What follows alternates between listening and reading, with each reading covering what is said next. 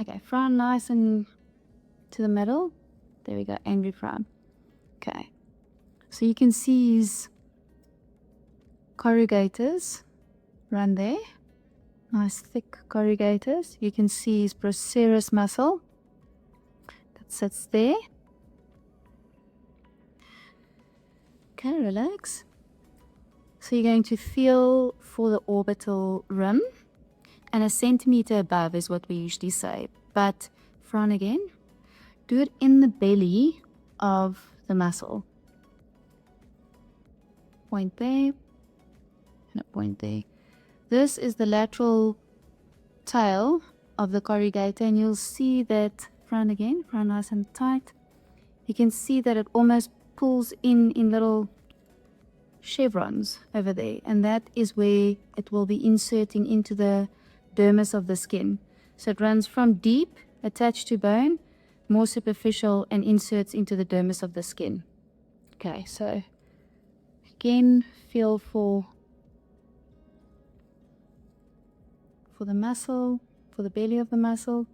Another way in which to do it is to draw a line for yourself from the medial part of the brow to the medial canthus of the opposite eye, medial part of the brow to the medial canthus of the opposite eye.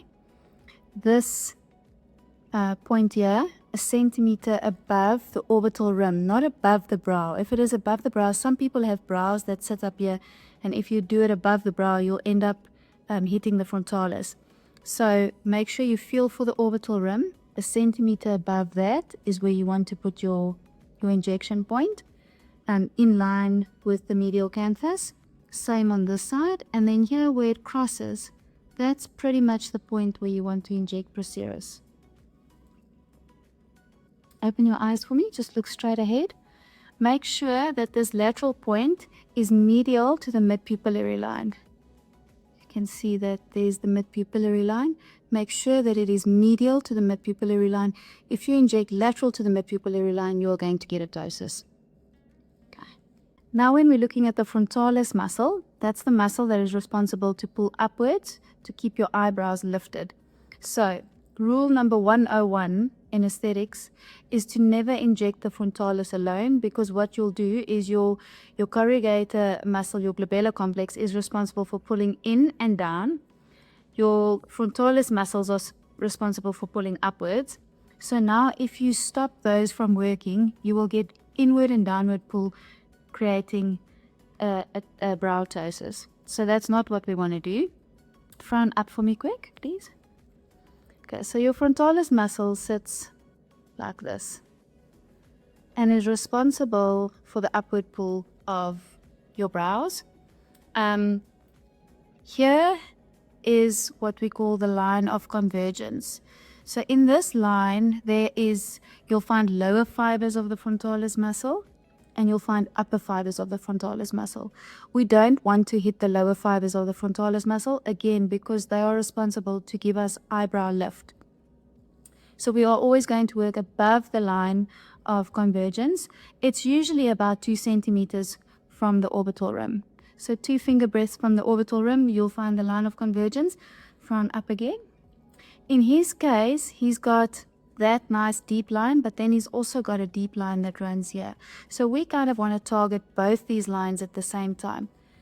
Putting product up here is not really going to benefit him because he doesn't have a lot of activity up here. So best way to treat him is in line with the lateral canthus. 2 units there, 2 units there, 2 units there. And what we are doing is, because of the spread of the toxin, we'll target both the lower line as well as the upper line, giving us a softer appearance.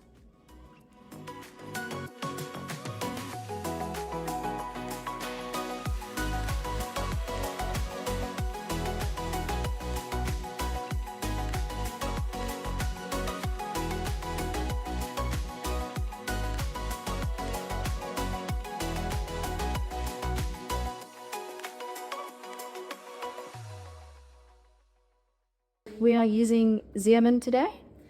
100 unit vials. You get them in 50 units and 100 units. 50 unit has a purple or a pink line around it or branding. The 100 unit has a blue line. So you are going to uncap your 100 unit vial.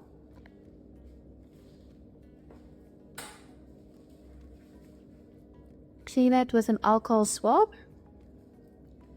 I use bacteriostatic saline. You can use any saline, normal saline. Also clean it with your alcohol swab. You're going to reconstitute 100 units of zeamin with 2.5 mils of saline. Okay. I like to turn my vial over, insert my syringe, and the negative pressure will release the plunger.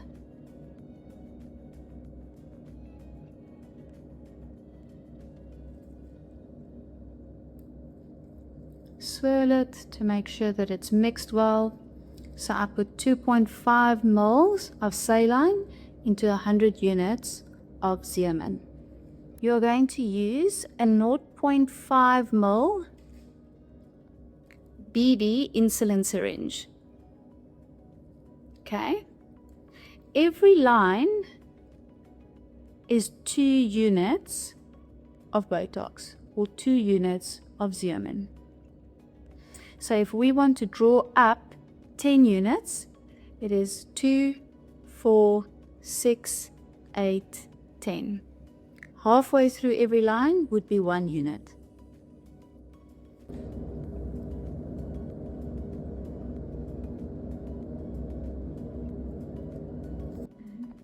I'm going to put 4 units, 4 units, 4 units, 4 units, 4 units.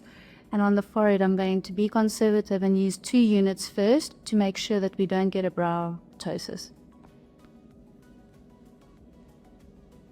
Straight down at the medial corrugator, almost to the bone. So nice deep injection. You can see that I'm supporting the orbital rim with my thumb to make sure that we don't get any product that leaks over or spills over. And then slow injection of 4 units.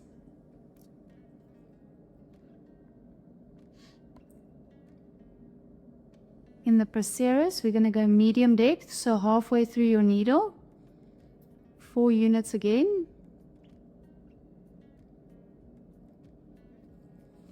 And again, deep injection. You can see I'm supporting the orbital rim or protecting the orbital rim with my finger.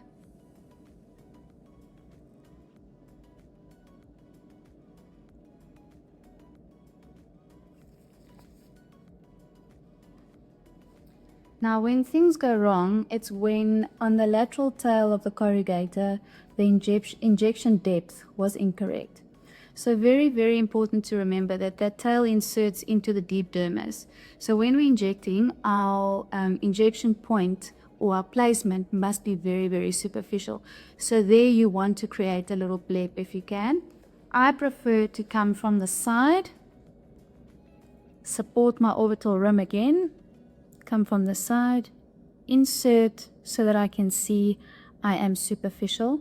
I find that when you're going down perpendicular, you don't actually know what depth you're at.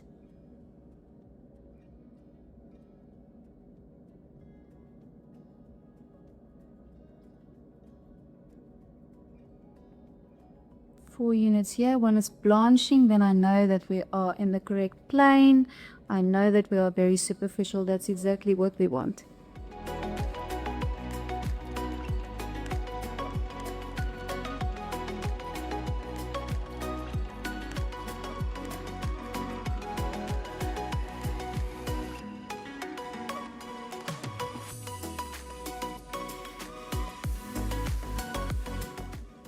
In his case, we want to keep his brows quite straight. So because we are stopping the movement or inhibiting movement from your corrugator and your procerus down and in, we will get lateral lift of our brows by our frontalis muscle recruiting.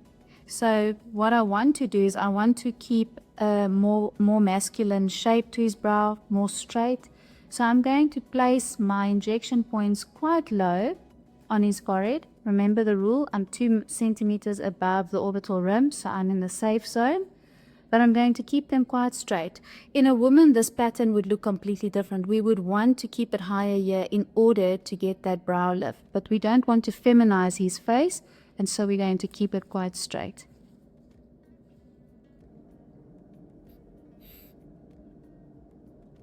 I like to ask my patients to frown up, just because then there's a little bit of tissue that buffers the feeling of the injection, so it's not as uncomfortable for the patient.